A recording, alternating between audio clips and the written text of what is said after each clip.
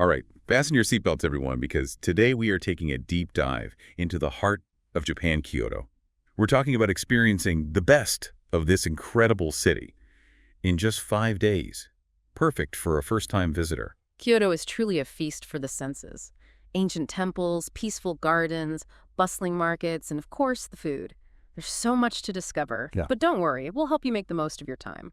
That's what I love about these deep dives. It's like having a personal travel guide right in your ear. So with just 5 days, where do we even begin to experience the magic of Kyoto? Well, before we even pack our bags, we need to pick the right season.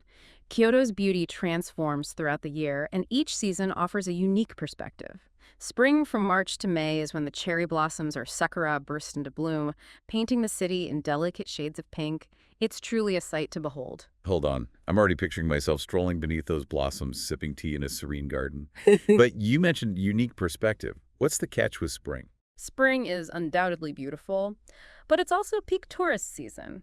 If you're looking for a more tranquil experience, you might want to consider another time. Okay, good point. What about autumn? I've heard the fall foliage in Japan is absolutely spectacular. You're absolutely right. From September to November, Kyoto is ablaze with vibrant reds, oranges, and yellows. The air is crisp and cool, perfect for exploring the city's many temples and gardens. So I've got delicate cherry blossoms in spring and fiery foliage in autumn.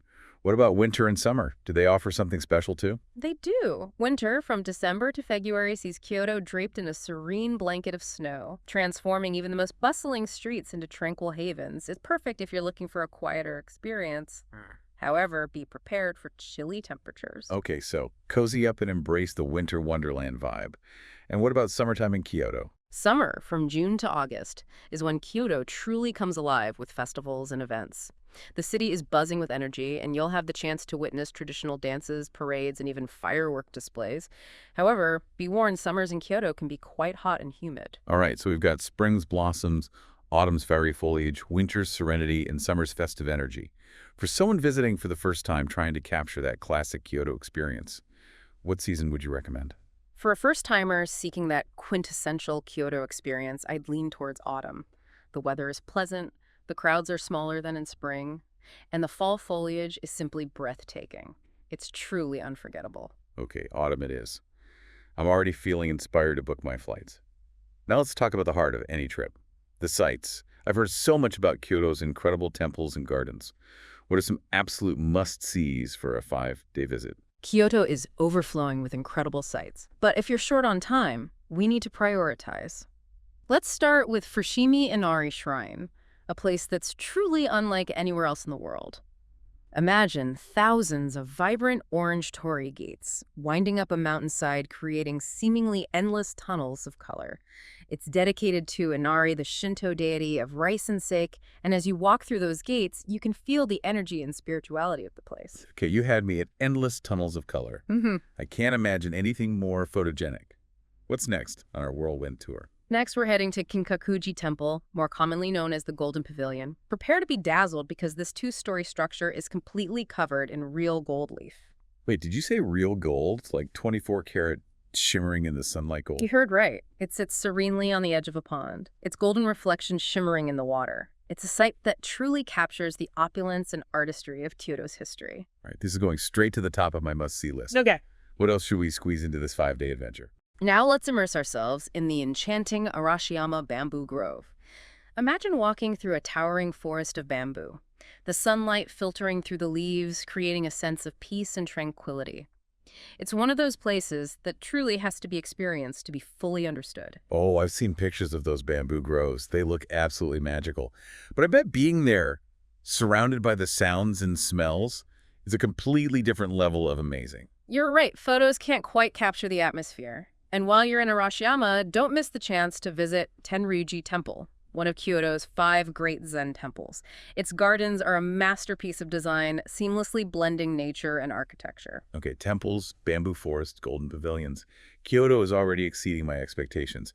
And you mentioned Zen gardens. I'm definitely intrigued by those. We'll dive deeper into those later, but before we leave this topic, we have to talk about Nijo Castle. It's famous for its stunning architecture and its unique nightingale floors. The nightingale floors. That sounds interesting. They're a clever security measure. The floors are designed to chirp like birds when walked on, alerting the castle's inhabitants to any intruders. It's a fascinating blend of beauty and practicality. That is so cool. I love how they incorporated security into the design. Okay, so we've got temples, bamboo forests, a castle with squeaky floors. Kyoto seems to have it all. It does, and we're just scratching the surface. These are just a few of the many incredible sights that await you in Kyoto. Remember, this is just the starting point.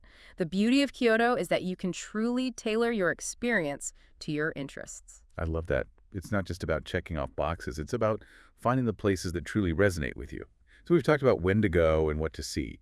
But experiencing Kyoto is about more than just sightseeing. Right? What about those deeper cultural experiences? You're absolutely right. Kyoto is a city steeped in tradition, and there are countless opportunities to immerse yourself in its rich culture.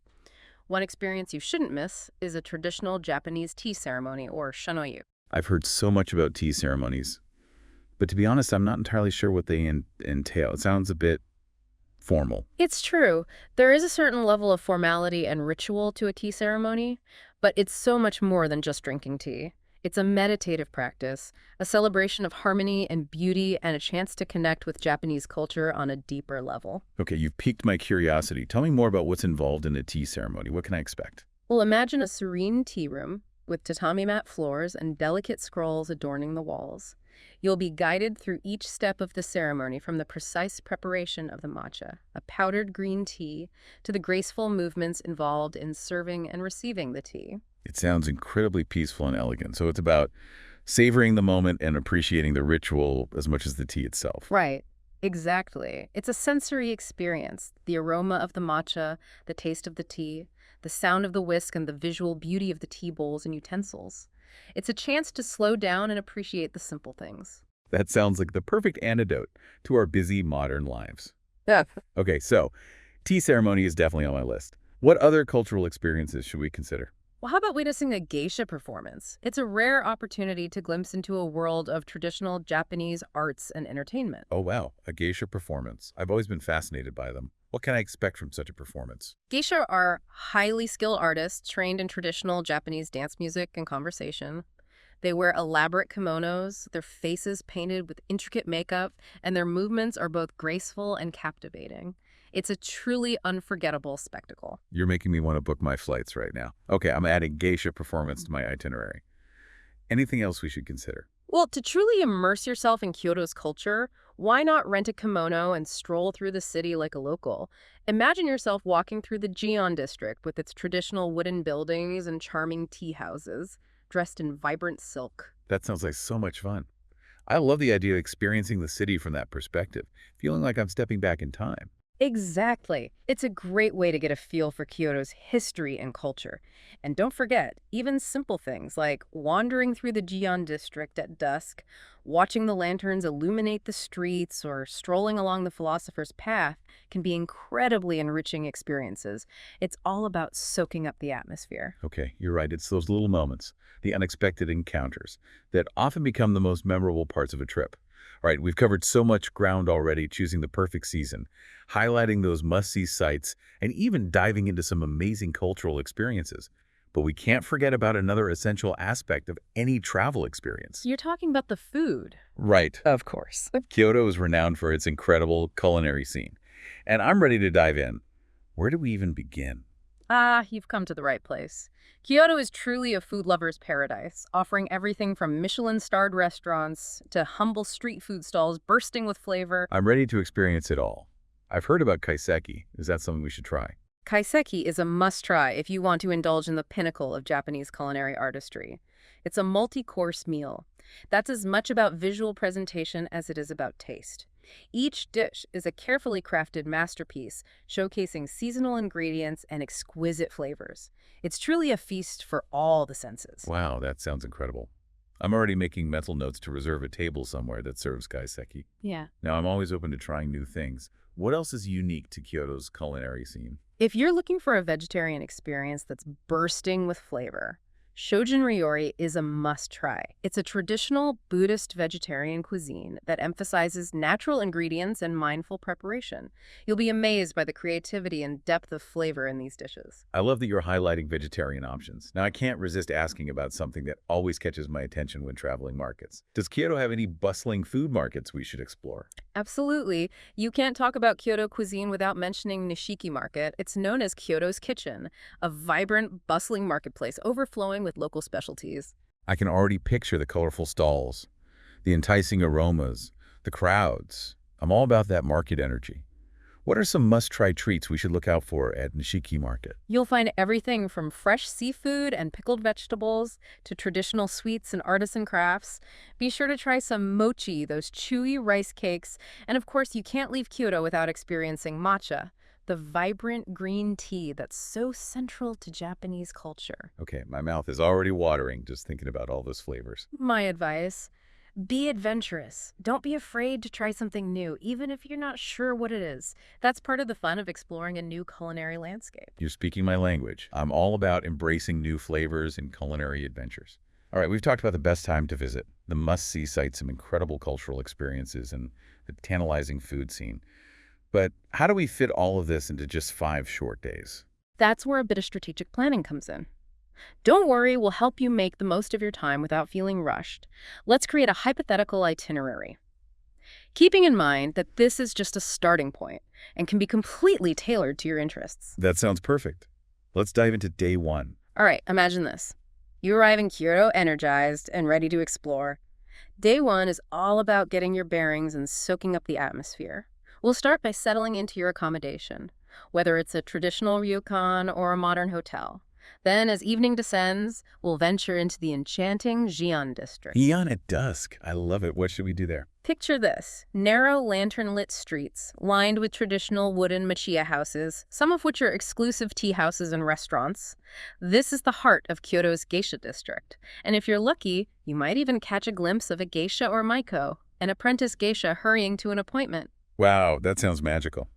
I can already picture myself scrolling through those streets, taking in the sights and sounds. It's a great way to get a feel for the city's history and charm. For dinner, why not try a traditional Japanese meal at one of Gion's many restaurants? Okay, I'm sold. Gion for day 1. It is. What about day 2? Where does our Kyoto adventure take us next? Welcome back to our Kyoto adventure. I'm still buzzing from our imaginary stroll through Gion. Day 1 sounds like the perfect introduction to Kyoto, but I'm ready for more. What treasures await us on day 2? Day 2 is all about iconic sights and breathtaking nature. We'll start by heading to Fushimi Inari Shrine, but here's a pro tip. Arrive early in the morning to beat the crowds. Ah, good thinking. I can imagine it gets pretty busy later in the day. Any other insider tips for experiencing Fushimi Inari? Instead of just sticking to the main path, venture off onto some of the side trails that branch off along the mountainside. You'll find hidden shrines, secluded groves, and stunning views of the city below. Okay, I'm all about those off-the-beaten-path adventures. What's next on our day 2 agenda? In the afternoon, we'll escape the city and immerse ourselves in the tranquility of Arashiyama. First up, the iconic Arashiyama Bamboo Grove. Prepare to be amazed by the towering bamboo stalks, the sunlight filtering through the leaves, creating a truly ethereal atmosphere. You know, I've seen pictures, but I can already tell that experiencing the bamboo grove in person will be something else entirely. You're right. It's a sensory experience, the sound of the wind rustling through the leaves, the dappled sunlight, the fresh earthy scent. It's a place that invites you to slow down and simply be present. I'm getting goosebumps just thinking about it. Yeah. What else is there to discover in Arashiyama? While you're in Arashiyama, don't miss the chance to visit Tenryuji Temple, one of Kyoto's 5 great Zen temples. Its gardens are a masterpiece of design, seamlessly blending nature and architecture. You'll find a tranquil pond, a meandering stream, moss-covered rocks, and carefully raked gravel, all designed to evoke a sense of peace and harmony. You know, I'm starting to realize that gardens play a really important role in Japanese culture. It's not just about pretty flowers. It's about creating spaces for contemplation and connection with nature. Exactly. Japanese gardens are often designed to represent miniature versions of the natural world, inviting you to appreciate the beauty in simplicity and find a sense of balance and tranquility. So, after experiencing the serene beauty of Tenryuji Temple, what's the plan for the rest of day 2? We'll take a leisurely stroll across the iconic Togetsukyo Bridge, which means Moon Crossing Bridge. It's a beautiful wooden bridge that spans the Katsura River, offering stunning views of the surrounding mountains and the Arashiyama landscape. Okay. I'm adding the Getsukiyo Bridge to my list of photo walks. Is there anything else we should check out while we're in Arashiyama? If you have time, you could even take a scenic ride on the Sagano Scenic Railway. It's a charming old train that winds its way through the mountains, offering breathtaking views of the Hasegawa River Gorge. All right. Scenic train ride through the mountains I'm in. Day 2 is shaping up to be a perfect blend of iconic sights and peaceful nature. Now, you mentioned Kyoto's 5 great Zen temples. We've already talked about Tenryuji and Arashiyama. What about the others? We've already discussed another one, Kinkakuji Temple, the Golden Pavilion. It's the most famous of the 5. And for good reason. It's an absolute must-see, even if you only have a short time in Kyoto. The Golden Pavilion. I can't wait to see that gold leaf shimmering in the sunlight. You won't be disappointed. Another one you shouldn't miss is Kiyomizu-dera Temple, known for its incredible wooden stage that juts out over the hillside, offering panoramic views of the city. It's particularly stunning during the cherry blossom season or when the autumn leaves are at their peak. I've seen pictures of that stage. It looks like it's floating among the trees. It's a sight to behold. Kiyomizu-dera is also known for its Atoa waterfall, where visitors can drink from 3 streams of water, each believed to grant a different wish. Okay, I'm definitely making a wish at that waterfall. Yeah. What about the other 2 great Zen temples? What makes them unique? The 4th one is Ryoanji Temple, which is famous for its enigmatic rock garden. It's a minimalist masterpiece with 15 rocks arranged on a bed of white gravel. It's designed to encourage contemplation and meditation, inviting you to find your own meaning in its simplicity. A minimalist rock garden. That's definitely something I've never experienced before. It's a truly unique experience. And lastly, we have Daitokuji Temple. It's actually a complex of several sub-temples, each with its own distinct character and gardens. It's a great place to wander and discover hidden corners of tranquility and beauty. It's amazing how much history and culture is packed into this one city. Kyoto was Japan's imperial capital for over 1,000 years, so it's no surprise that it's overflowing with temples, shrines, gardens, and palaces. It's a history lover's dream. Speaking of history, you mentioned the Kyoto Imperial Palace earlier. Is that something we should consider adding to our itinerary? Absolutely.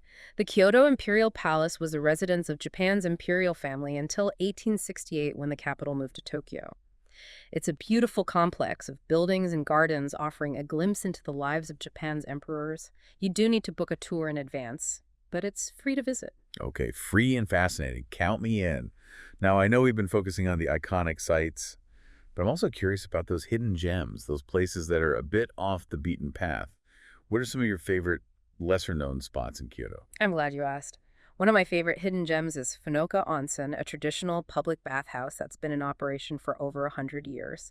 It's a great way to experience a traditional Japanese custom and relax after a long day of sightseeing. I've heard so much about Japanese bathhouses. What's it like? It's a truly unique experience. You'll start by rinsing off in a communal shower area, then you can soak in different baths, each with varying temperatures and mineral properties. It's incredibly relaxing and rejuvenating. Okay, that sounds amazing. I'm definitely adding Funoka Onsen to my list. What other hidden gems should we explore? Another hidden treasure is Jyoji Temple, a small secluded temple nestled in the Arashiyama district. It's known for its beautiful moss garden, which is a truly serene and magical sight. The lush green moss covers the ground, creating a sense of peace and tranquility. A moss garden. That sounds incredibly peaceful. Yeah. I'm starting to understand why Kyoto is known for its serene atmosphere. It's a city that invites you to slow down, appreciate the beauty of nature, and connect with your inner peace. Now, I know we've been talking a lot about temples and shrines, but Kyoto is also a modern city. Right. What about experiencing its contemporary side? Absolutely. Kyoto has a vibrant art scene with museums showcasing everything from traditional Japanese art to contemporary masterpieces. I'm always up for experiencing art. Any recommendations? The Kyoto National Museum of Modern Art is a great place to start. You'll find a diverse collection of modern and contemporary Japanese art, including paintings, sculptures, and installations.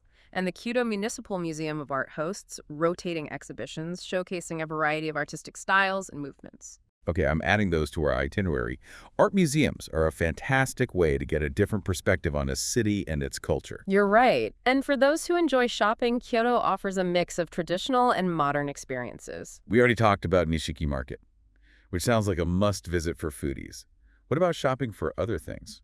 Nishiki Market is definitely a feast for the senses with its colorful stalls and tempting treats. But if you're looking for more modern shopping experiences, head to the Kawaramachi district. You'll find department stores, boutiques, and all sorts of shops and restaurants. Okay, so Kyoto has something for everyone, whether you're interested in history, nature art, or shopping. Exactly. It's a city that seamlessly blends tradition and modernity, offering endless possibilities for exploration and discovery. You know, we talked about food earlier, but I think it deserves its own dedicated segment. Kyoto's culinary scene is so diverse and fascinating, and we've only scratched the surface. You're right. Kyoto's food culture is an integral part of the city's identity, and there's so much more to explore. So besides kaiseki and shojin ryori, what are some must-try dishes or food experiences that our listeners should look out for? Kyoto is famous for its ramen, and you'll find a variety of styles and flavors throughout the city. Look for ramen shops with long lines. That's usually a good sign. I love that tip. Yeah. When in doubt, follow the locals. What else should we add to our culinary to-do list? Of course, you can't leave Kyoto without trying some of the incredible sushi. The city is home to some of the best sushi restaurants in Japan. I'm getting hungry just thinking about it. Any recommendations for sushi newbies? Don't be afraid to ask the chef for recommendations, or try the omakase option, which means chef's choice. You'll get to experience a variety of seasonal and specialty dishes. Okay, I'm adding omakase sushi experience to my list. And for a sweet treat, indulge in some of Kyoto's matcha desserts. You'll find everything from matcha ice cream and cakes to traditional Japanese sweets like mochi and wagashi. Matcha ice cream. Sign me up. Okay, so we've got ramen, sushi, matcha desserts. I'm starting to get a real sense of the variety and richness of Kyoto's culinary scene. And one of the best things about Kyoto is that you can find delicious food everywhere, from Michelin-starred restaurants to small family-run eateries. Don't be afraid to explore and try new things. I love that. Sometimes the best culinary discoveries happen when you least expect them. Okay, I'm feeling inspired to book my flights and embark on a Kyoto food adventure. But before we get too carried away with all the delicious possibilities, there's one more thing we need to address. You're talking about fitting all of this into our 5-day itinerary, right? Exactly. We've covered so much ground already. But we need to make sure our listener has a realistic plan for experiencing the best of Kyoto in a limited amount of time. You're right. Let's create a day-by-day itinerary incorporating all the amazing sights, cultural experiences, and culinary adventures we've talked about. Sounds like a plan. I'm ready to dive back into that itinerary and map out the rest of our Kyoto adventure. Okay, we're back. I'm ready to finalize that 5-day Kyoto itinerary. We've covered so much already. Iconic temples, serene gardens, hidden gems, cultural experiences, and culinary delights. Now, let's tie it all together and create a day-by-day plan that'll make the most of your time in Kyoto. Okay, I'm ready to get organized. Remind me, where did we leave off in our itinerary? We left off on day 2. Having just experienced the tranquility of Arashiyama and its iconic bamboo grove. Right, so what's on the agenda for day 3? Day 3 is all about immersing ourselves in Kyoto's cultural heart. We'll start our day with a visit to Kiyomizu-dera Temple, known for its stunning wooden stage that seems to float among the trees. I can't wait to see that stage in person. It looks so incredible in photos. It truly is a sight to behold, offering breathtaking views of the city. And don't forget to make a wish at Otowa Waterfall while you're there. After Kiyomizu-dera, we'll delve into the world of Zen at Ryounchi Temple. Ah, yes, the temple with the minimalist rock garden. Exactly. It's a place that encourages contemplation and invites you to find your own meaning in its simplicity. Take some time to sit quietly, observe the rocks, and let your mind wander. That sounds incredibly peaceful and grounding. What a perfect way to spend a morning in Kyoto. For lunch, let's head to Nishiki Market and experience the vibrant energy of Kyoto's kitchen. You can sample a variety of local specialties, from fresh seafood and pickled vegetables to mochi and matcha treats. Okay, I'm already drooling. Yeah. Just thinking about all those flavors. In the afternoon, we'll immerse ourselves in the world of traditional Japanese arts with a captivating geisha performance. I'm so excited for this. I've always been fascinated by geisha and their artistry. You won't be disappointed. It's a truly mesmerizing experience, showcasing the grace, elegance, and skill of these talented performers. Okay, so day 3 is a mix of cultural immersion, spiritual contemplation, and culinary delights. I'm loving how this itinerary is coming together. What about day 4? Day 4 offers a bit of flexibility, allowing you to choose an adventure that aligns with your interests. You could opt for a day trip to Nara home, to the iconic Tadaiji Temple and its massive bronze Buddha statue. I've heard so much about Nara. What's it like? Nara is a charming city with a rich history, and Tadaiji Temple is a must-see. The sheer scale of the Buddha statue is awe-inspiring. You can also wander through Nara Park, where friendly deer roam freely. Oh, that sounds adorable. I'm already picturing myself taking selfies with deer. If you prefer to stay in Kyoto, you could spend day 4 exploring more of the city at your own pace. Perhaps visit Daitokuji Temple and its complex of sub-temples, or wander along the Philosopher's Path, a scenic canal path lined with cherry trees and quaint shops. I love the idea of having a day to just wander and discover hidden gems. Kyoto seems like a city that rewards those who take the time to explore. You're absolutely right. There's something magical about getting lost in the narrow streets and stumbling upon unexpected treasures. Okay, so day 4 is all about choice. A day trip to Nara or a day of leisurely exploration in Kyoto. Tough decision. Now what about our final day, day 5? How do we wrap up our Kyoto adventure? Day 5 is bittersweet, as it's time to say goodbye to this magical city. But we'll make the most of our last day. We'll start with a visit to the Kyoto Imperial Palace, a glimpse into Japan's imperial history. I'm glad we're fitting that in. I'm curious to learn more about Japan's emperors. You'll get a fascinating glimpse into their lives and the history of the imperial family. After the palace, let's spend some time shopping for souvenirs in the Kawaguchi district. You'll find a mix of traditional crafts and modern goods. Okay, I'll need an extra suitcase for all the souvenirs. And for our final meal in Kyoto, what do you recommend? For a truly memorable culinary experience, let's indulge in a kaiseki dinner at one of Kyoto's renowned restaurants. Kaiseki it is. What a perfect way to savor our last moments in Kyoto and celebrate all the incredible experiences we've had. And as the sun sets on our final day, we'll raise a glass to Kyoto and all its beauty, history, and charm. That sounds perfect. I'm already feeling a little bit sad about leaving, but also so grateful for all the amazing memories we'll have made. Now, before we officially wrap up this Kyoto deep dive, let's talk about some practical tips for navigating the city and making your trip as smooth as possible. Great idea. First and foremost, transportation in Kyoto is a breeze, thanks to its efficient and user-friendly public transportation system. I highly recommend getting a prepaid IC card, like an ICO or Suga card. You mentioned this earlier, but can you remind me why these cards are so useful? You can load them with money and use them on buses, trains, and even in some shops and vending machines. It makes getting around so much easier than fumbling with cash every time. Sounds super convenient. Any other transportation tips? Kyoto's subway system is easy to navigate, with clear signage in English. For buses, download a bus app or use the Kyoto Tourism app, which will show you routes, schedules, and real-time bus locations. Technology to the rescue. Now, what about taxis? Are they easy to find in Kyoto? Taxis are readily available, but can be more expensive than public transport. They're a good option if you have a lot of luggage or are going somewhere not easily accessible by subway or bus. Good to know. Kyoto seems very walkable. Is that a good way to explore the city? Absolutely. Kyoto is a walker's paradise. Yeah. Especially within the central districts. Many attractions are close together, and strolling through the streets is a great way to soak up the atmosphere. I love exploring cities on foot. You discover so many hidden gems that way.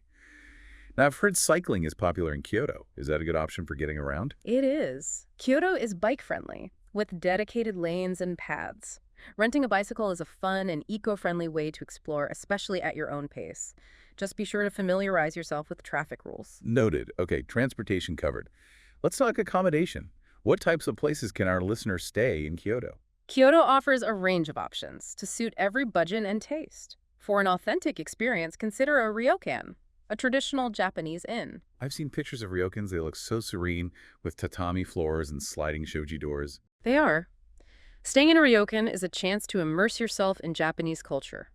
You'll sleep on futon mattresses on the floor, wear yukata robes, and often enjoy a traditional Japanese breakfast. That sounds like a truly unique experience. But maybe not for everyone. What are some other options? Of course. Kyoto also has plenty of hotels, from luxury to budget-friendly. Hostels are a good option if you're on a tight budget or looking for a more social atmosphere. And what about those who prefer a more home-like experience? Airbnb is a popular choice in Kyoto, offering apartments houses, and even traditional machiya houses for rent. It's a great way to experience living like a local. So many choices. Any tips for choosing the right accommodation? Consider your budget, preferred level of comfort, and desired location. Reading reviews from other travelers is also helpful. Solid advice. Now, let's move on to something important for any traveler. Food. We already talked about Kyoto's amazing culinary scene, but do you have tips for navigating Japanese dining etiquette? Good question. Japanese dining etiquette can be different from what you're used to. For instance, slurping noodles when eating ramen is considered polite, and it's customary to say itadakimasu before eating and gochi-sosama after finishing your meal. Slurping encouraged, I can handle that. What about chopsticks? Any advice for those who might be a bit clumsy with them? Don't worry, most restaurants provide forks or spoons if you ask. But if you want to try using chopsticks, there are plenty of tutorials online. It's all about practice. I'm determined to master those chopsticks. Now, what about tipping?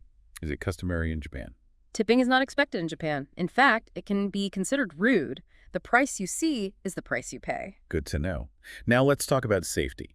Is Kyoto a safe city? Kyoto is generally very safe with a low crime rate. However, it's always wise to be aware of your surroundings and take basic precautions like keeping valuables safe and not walking alone in dark or deserted areas. Common sense safety tips. Always a good reminder. Anything else our listeners should keep in mind regarding safety? Be aware that Japan is prone to earthquakes. If you experience one, stay calm and follow the instructions of local authorities. Good advice. Now let's move on to general tips for making the most of the Kyoto trip. What should our listener pack or prepare for? Comfortable shoes are essential, since you'll be walking a lot. Also pack a portable charger for your phone, because you'll likely use it for navigation and photos. Speaking of photos, any tips for capturing Instagram-worthy shots of Kyoto? Kyoto is a photographer's dream. For those iconic shots of temples and gardens, try visiting early morning or late afternoon. When the light is softer, don't be afraid to get creative with angles and perspectives. I can't wait to fill my camera roll with stunning Kyoto photos. Now, what about language? Is it essential to speak Japanese to get around Kyoto? While many people in the tourism industry speak some English, learning basic Japanese phrases will enhance your experience and show respect for the local culture. I love that tip.